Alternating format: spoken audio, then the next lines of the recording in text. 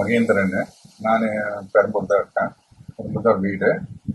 நான் வந்து இங்கே அட்மிட் ஆனது ஹார்ட் பேஷண்டாக அட்மிட் ஆனது. இப்போ திடீர்னு நைட்ல நான் மண்டே வந்து செஸ்ட் பெயின்னால அட்மிட் ஆன ஐசியூல நான் இப்போ நல்லா பார்த்துக்கிறாரு. என்னை நல்லா பார்த்துக்கிறாரு. இப்போ பார்த்துட்டு இப்போ அட்மிட் நார்மல் வார்டுக்கு வந்திருக்கேன். வந்தோடனே நார்மலாக பார்த்துட்டு போயிருக்காரு. இப்போ எல்லாமே நல்லா தான் பார்த்துக்கிறாரு.